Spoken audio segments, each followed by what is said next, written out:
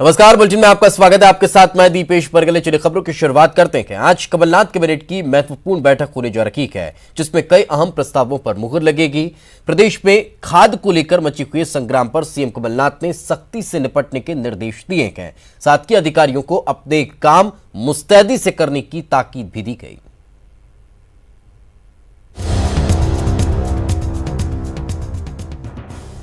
आज कमलनाथ कैबिनेट की बैठक है, जिसमें करीब 18 अहम प्रस्तावों पर मुहर लग सकती है। मठ मंदिरों के लिए ट्रस्ट बनाए जाने के प्रस्ताव पर चर्चा होगी। महाकाल मंदिर की तर्ज पर दूसरे मठ मंदिरों में ट्रस्ट बनाने की तैयारी है। स्थायी कर्मियों की सेवानिवृत्ति की आयु को बढ़ाकर 62 साल करने का प्रस्ताव है। वहीं अतिथि विद्वानों की सेवाओं को जारी रखने के प्रस्ताव पर चर्चा होगी। साथ ही सप्लीमेंट्री बजट का प्रस्ताव भी पेश होगा। कैबिनेट की मंजूरी के बाद विधानसभा के शीतकालीन सत्र में सप्लीमेंट्री बजट आएगा।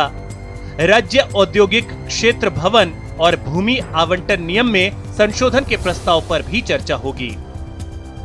एमपी में खाद को लेकर संग्राम मचा हुआ है। इसे लेकर खाद वितरण में लापरवाही पर मुख्यमंत्री कमलनाथ ने सख्ती दिखाई है। उन्होंने सभी कलेक्टर्स को निर्देश जारी कर कहा है कि खाद वितरण के काम को सर्वोच्च प्राथमिकता पर लें और किसी भी सूरत में खाद की कालाबाजारी नहीं होनी चाहिए। सीएम कमलनाथ मंत्रालय में जन अधिकार कार्यक्रम के दौरान वीडियो कॉन्फ्रेंसिंग के जरिए कलेक्टर्स से बात कर रहे थे। इस दौरान सीएम ने जिलों में खाद की समस्या की खबरों पर नाराजगी जाहिर की और कलेक्टर्स से इन्हें गंभीरता से लेने के निर्देश दिए। इसके अलावा सीएम कमलनाथ ने निर्देश दिए हैं कि समय पर धान की खरीदी और भुगतान हो। उन्हें ऐसी सड़कों की सूची भेजें जिससे लोग परेशान हो रहे हैं। इसी महीने वन अधिकार प्रकरणों का निराकरण पूरा किया जाए। सिर्फ शिकायतें जमा न करें बल्कि उनका समाधान भी करें। निराकरण के बगैर शिकायत बंद करने की संस्कृति को बर्दाश्त नहीं किया जाएगा। सीएम कमलनाथ ने बड़वानी के पाटी जनपद के सीईओ को शिकायतकर्ता की शिकायत को झूठी बताने की रिपोर्ट देने पर तत्काल निलंबित करने के भी निर्देश दिए हैं।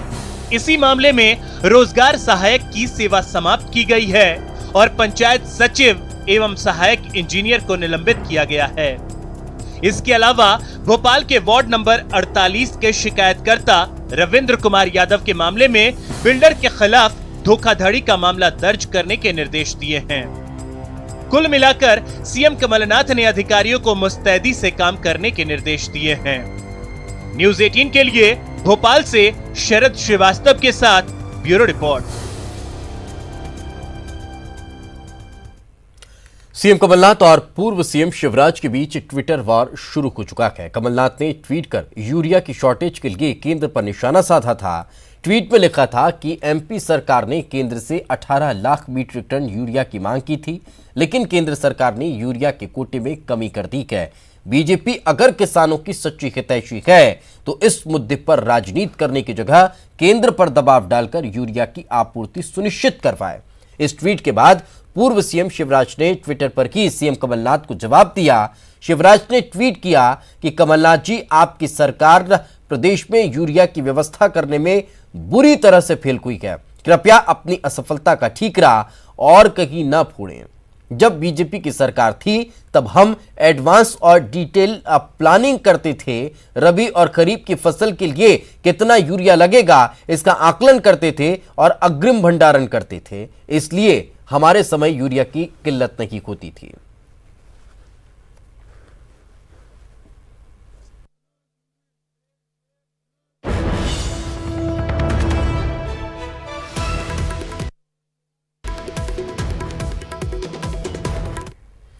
तो चलिए और ज्यादा जानकारी के साथ हमारी सहयोगी रंजना हमारे साथ जुड़ चुकी हैं। रंजना, एक तरफ जब यूरिया को लेकर ट्विटर पर पूर्व मुख्यमंत्री और मुख्यमंत्री के बीच वार पलटवार चल रहा हो और उसी के साथ साथ आज जब कैबिनेट की बैठक हो रही हो तो यूरिया के साथ और कौन कौन से अहम मुद्दे रहेंगे इसमें?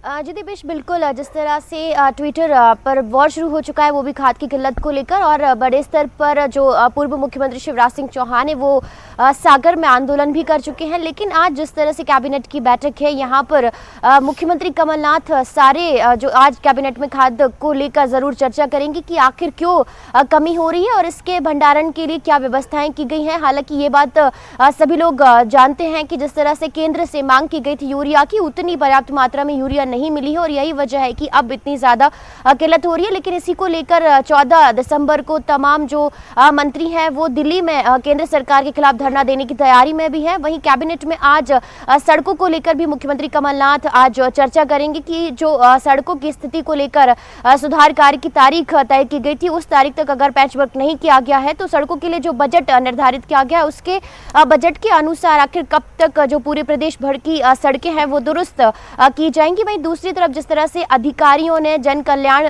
के लिए मुख्यमंत्री कमलनाथ ने निर्देश दिए थे कि जल्द से जल्द इनके काम हो जाए, तो उन कामों को लेकर भी आज चर्चा की जाएगी। दूसरी तरफ महाकालेश्वर मंदिर के विस्तार की रूपरेखा भी आज तैयार की जानी, तो इसको लेकर भी आज कैबिनेट की बैठक में चर्चा होगी। वहीं मुख्यमंत्री कमलनाथ आज उद्योग अगर कोई खोलना चाहता है तो उसके लिए भी सौगात देने की तैयारी में, यानी जो लघु और सूक्ष्म उद्योग खोलना चाहते हैं उसके लिए अगर कोई ज़मीन खरीदना चाहता है तो उसमें 50% की छूट भी दी जाएगी, यानी ज़मीन के आधे रेट पर उनको ज़मीन दी जाएगी ताकि उद्योगों को मध्य प्रदेश में बढ़ावा मिले। तो कुल मिलाकर आज आधा दर्जन से ज़्यादा प्रस्तावों पर चर्चा होगी और कुछ प्रस्तावों पर मुहर भी लग सकती है। दीपेश, बिल्कुल, तो काफ़ी महत्वपूर्ण ये बैठक आज मानी जा रही है। बहुत बहुत शुक्रिया आप इस तमाम जानकारी के लिए। और इस बैठक में कई ऐसे महत्वपूर्ण मसले हैं जिन पर चर्चा के बाद मुहर लगाई जाएगी, तो फिर प्रदेश के विकास में वो अग्रसर होने के लिए कई महत्वपूर्ण कदम साबित होंगे। ऐसे ही कई ऐसे मसले हैं जिन पर आज मुहर लगनी है।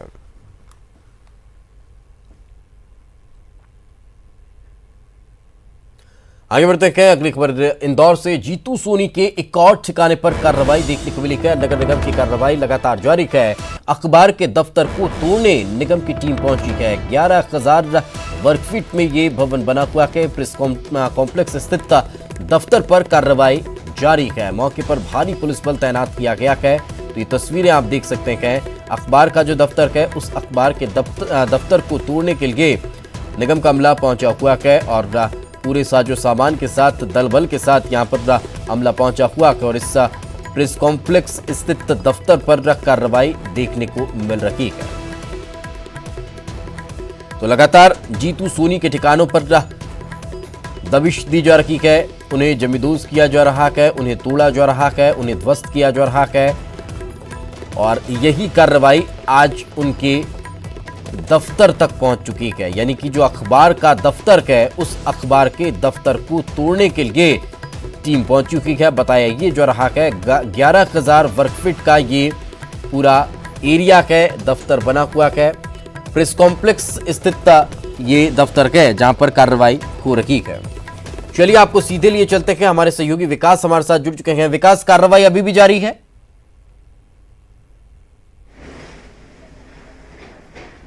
जी बिल्कुल, आपसे कुछ मिनट पहले ही ये कार्यवाही जारी हुई है। आपको बता दूं दीपेश, ये इंदौर विकास प्राधिकरण के द्वारा आवंटित ये भवन था जहां से अखबार का दफ्तर संचालित होता था। इसके साथ ही आपको बता दूं दीपेश की ये भवन से संबंधित ही कल प्रकरण दर्ज करवाया गया था इंदौर विकास प्राधिकरण। पहली मरतबा ऐसा हुआ था जब कोई शासकीय एजेंसी ने आगे आकर प्रकरण दर्ज करवाया था माफिया जीतू सोनी के विरुद्ध।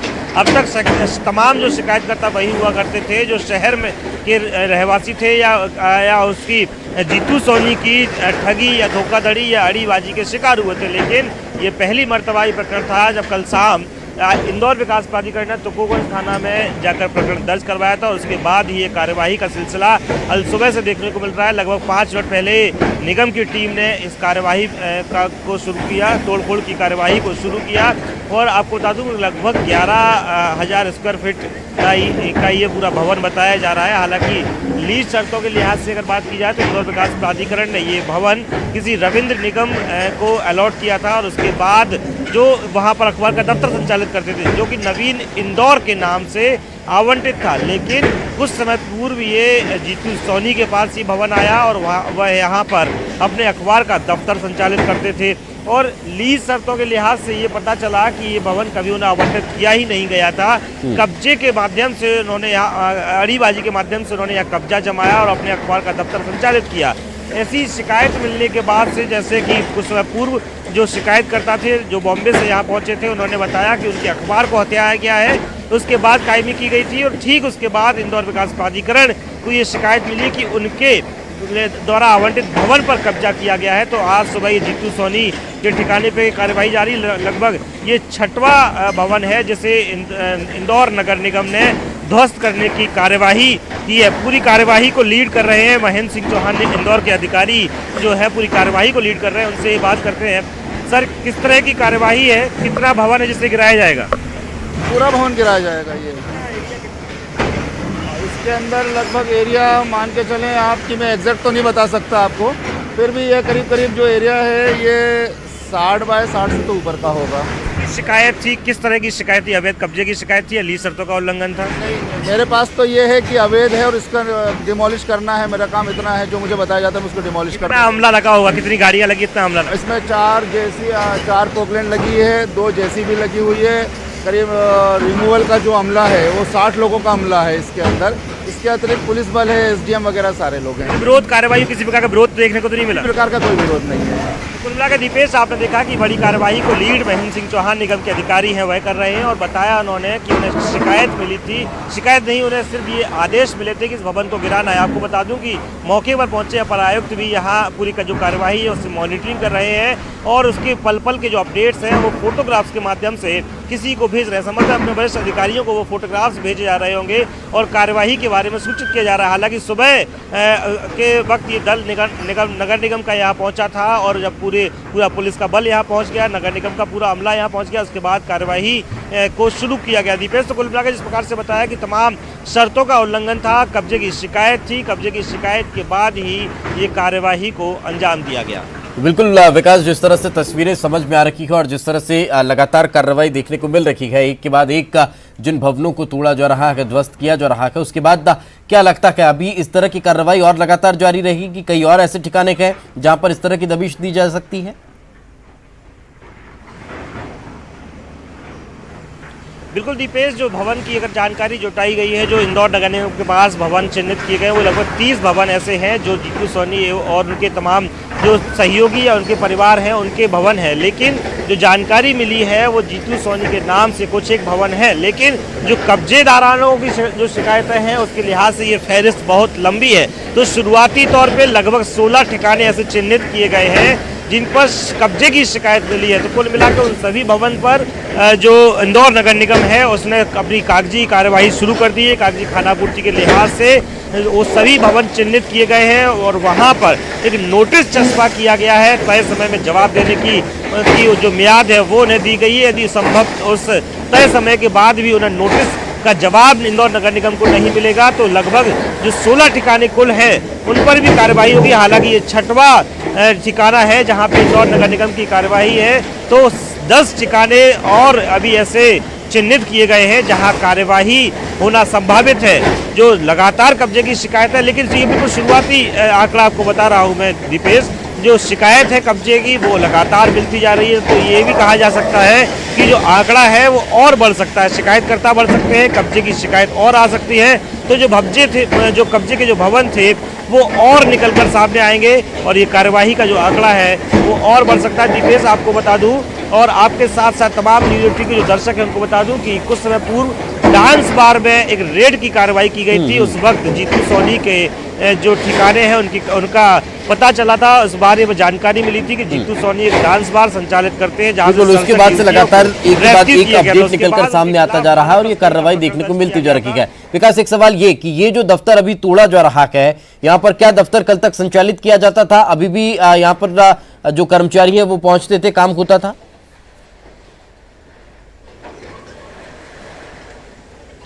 बिल्कुल दीपेश, यहाँ जैसा कि मैंने शुरुआत में ही जिक्र किया है, यहाँ एक अखबार का दफ्तर संचालित किया जाता था और ये जो भवन है वो नवीन इंदौर को इंदौर विकास प्राधिकरण के माध्यम से आवंटित किया गया था अखबार का दफ्तर संचालित करने के लिए।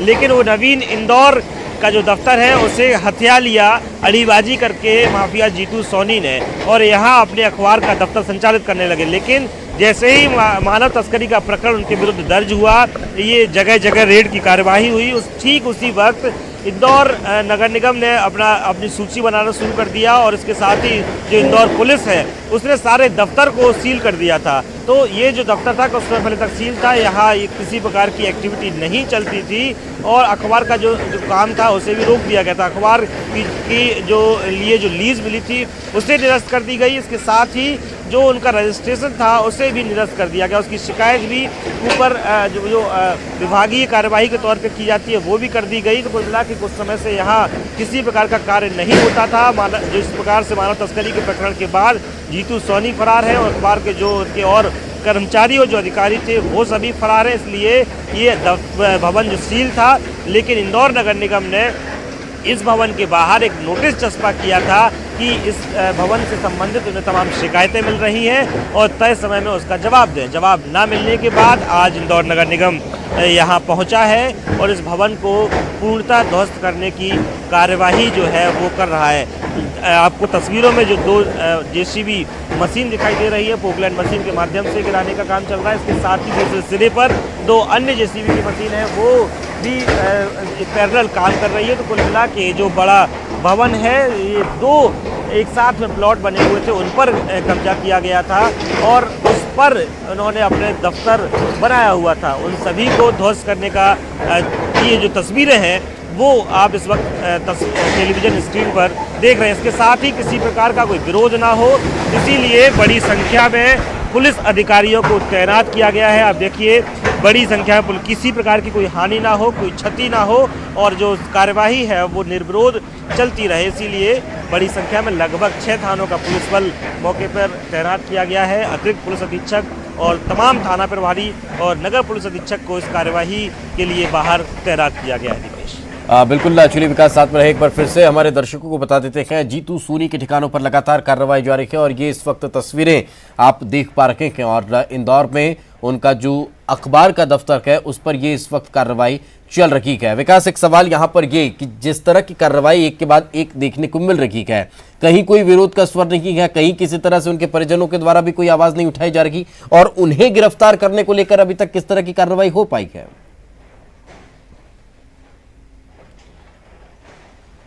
बिल्कुल दीपेश, जीतू सोनी की गिरफ्तारी के लिए लगातार जो इंदौर पुलिस है वो टीम मॉनिटरिंग कर रही है और जगह जगह तक इसकी कार्रवाई की जा रही है। लेकिन इस प्रकार से विरोध की अगर बात की जाए तो जो उनके परिजन हैं जिसमें कि उनका एक बेटा है उसे इंदौर पुलिस पूर्व में ही गिरफ्तार कर चुकी है। इसके साथ ही उनके जो भतीजे और उनके जो बेटे और उनके जो भाई है उनके खिलाफ भी इंदौर पुलिस ने विभिन्न धाराओं में प्रकरण दर्ज किया है, लिहाजा वह खुद फरार हैं। तो ऐसे में कोई खास रिश्तेदार या उनके परिवार के लोग नहीं हैं जो विरोध कर सके या इस कार्रवाई को चुनौती दे सके और चूंकि वो खुद ही किसी न किसी गंभीर धाराओं में फरार हैं। और इसके साथ ही आपको बता दूं कि दीपेश, जब परिजन हैं ही नहीं तो विरोध किस तरीके का होगा। परिवार में सिर्फ कुछ एक महिलाएं ही बची हुई हैं, लिहाजा वो सभी जो महिलाएं हैं वो खुद घर से अपने परिजनों के यहाँ शिफ्ट हो चुकी है क्योंकि घर भी इनका इस कार्यवाही के दौरान ध्वस्त कर दिया गया है। तो कुछ समय पूर्व इस बात की जरूर सूचना आई थी कि दिल्ली में कुछ एक उनके गुजरात के रिश्तेदार हैं जो वहां पर विरोध दर्ज करा रहे हैं, इस कार्यवाही को गलत बता रहे हैं और उसका लगातार विरोद कर रहे हैं। जंतर मंतर पर ये कार्यवाही का विरोध फिलहाल चल रहा है। बिल्कुल, यानी कि कुछ परिजन हैं जो इस पूरे मसले को लेकर विरोध जताते हुए दिखाई दे रखे हैं। तो वही पुलिस अब सोनी की गिरफ्तारी को लेकर भी सक्रिय नजर आ रही है। बहुत बहुत शुक्रिया विकास इस तमाम जानकारी के लिए और हमारे साथ चर्चा में जुड़ने के लिए। एक छोटे से ब्रेक के लिए रुकेंगे, ब्रेक के बाद जल्द हाजिर होंगे।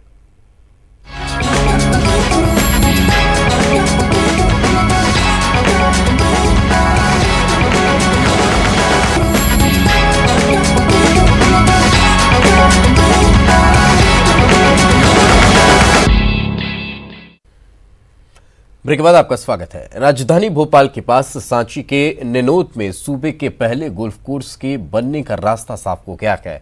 सीएम कमलनाथ ने वेस्ले ग्रुप के सीईओ डोरियन से इस संबंध में मुलाकात की है। मुलाकात के दौरान की सीएम कमलनाथ ने वेस्ले ग्रुप को गोल्फ कोर्स बनाने का लेटर ऑफ ऑर्डर भी सौंपा है।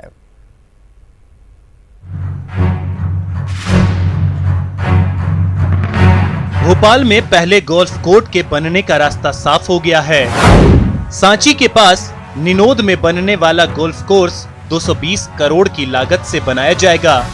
अंतर्राष्ट्रीय स्तर का ये गोल्फ कोर्स 27 होल का होगा और इसमें रिसोर्ट के साथ साथ होटल का निर्माण भी कराया जाएगा।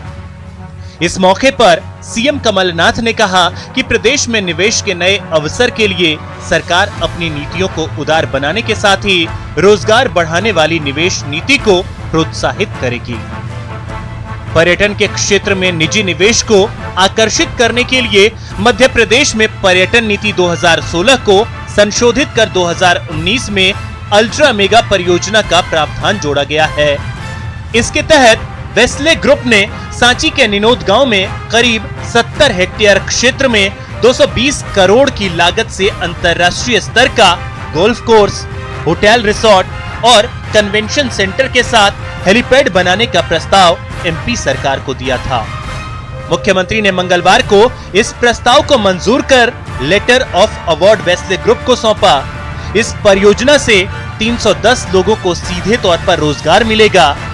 पर्यटन नीति के प्रावधानों के मुताबिक इसमें से 247 पदों पर मध्य प्रदेश के मूल निवासियों को नौकरी दी जाएगी। सीएम कमलनाथ ने वेस्ले ग्रुप के सीईओ डोरियन मुलेंस से इस संबंध में मुलाकात की। मुलाकात के दौरान ही सीएम कमलनाथ ने वेस्ले ग्रुप को गोल्फ कोर्स बनाने का लेटर ऑफ अवार्ड सौंपा। न्यूज़ 18 के लिए भोपाल से शरद श्रीवास्तव की रिपोर्ट। और एक बड़ी खबर इस वक्त भोपाल से। मध्य प्रदेश में कांस्टेबलों के सिफारिश ट्रांसफर के चलते जिलों में पुलिस सिस्टम बिगड़ चुका है। पीएचक्यू ने अब गृह मंत्री बाला बच्चन को कांस्टेबलों के और ट्रांसफर से इनकार कर दिया है। ट्रांसफर से भोपाल में 150 कांस्टेबल कम हुए हैं। इस लिहाज से अब निवेदन किया गया है कि सर और ट्रांसफर मत करिएगा। तो नौबत अब यह आ गई है कि गृह मंत्री बाला बच्चन से पीएचक्यू को सिफारिश करनी पड़ रही है, निवेदन करना पड़ रहा है कि बस सर अब ट्रांसफर मत करिएगा। सिस्टम बिगड़ता जा रहा है और कमी होती जा रही है। भोपाल की ये नौबत है कि वहां पर 150 कांस्टेबल कम हो चुके हैं।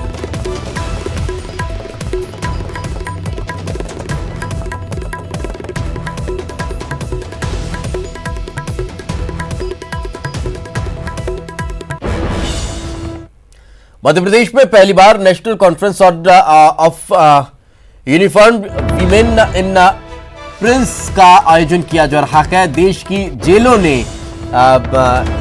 की जेलों के वार्डन से लेकर महिला अधिकारी कर्मचारी इसमें शामिल होंगे। 19 से 20 दिसंबर को भोपाल के कान्हा सैया पुलिस अकादमी में इसका आयोजन किया जाएगा। तो काफी महत्वपूर्ण ये आयोजन है और इसका आयोजन को रहा है काफी बड़ा कार्यक्रम ये देखने को मिलने वाला है। पुलिस अकादमी में इसका आयोजन किया जाएगा। और इसी के साथ बुलेटिन में फिलहाल इतना ही। खबरें लगातार जारी हैं।